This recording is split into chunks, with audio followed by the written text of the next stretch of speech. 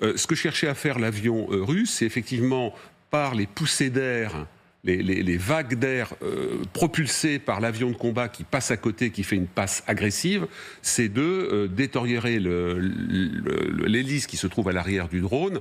Ce que les Russes avaient déjà fait en mer Noire sur un Reaper américain, mais là l'avion de combat russe avait suffisamment de carburant pour, en passant à côté du drone Reaper américain, lâcher une partie de sa cargaison de carburant, ouais. Et ce lâchage de centaines de litres de carburant avait cassé l'hélice du drone américain, et les Américains avaient été obligés de faire cracher le drone en Méditerranée pour qu'il ne puisse pas être récupéré, et parce qu'ils étaient en train de perdre le contrôle.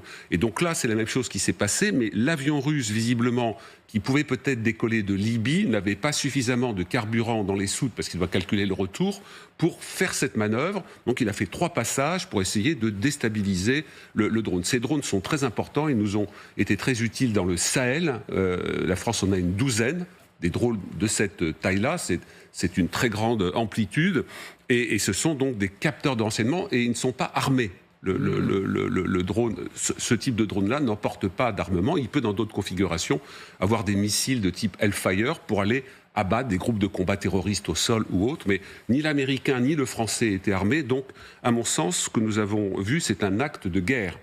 Je ne cesse de dire que nous ne sommes pas en guerre contre la Russie, il n'y a pas de déclaration de guerre, mais je considère que nous avons un état de guerre avec le Kremlin, parce que le Kremlin a déclaré la guerre à la France, notamment en Afrique, ailleurs, et aux Européens, par des actions de sabotage. Il y a des avions français qui, en mer Baltique, le ministre Lecornu l'a révélé aussi il y a quelques mois, ces avions français sont accrochés par des systèmes de défense aérien russes, alors que les avions français volent, avions de patrouille maritime, donc plus bas, qui font aussi du renseignement. Ces avions sont accrochés par les radars de tir russes. L'étape d'après, c'est les tirs de missiles. Donc je considère que nous sommes en état de guerre avec la Russie poutinienne.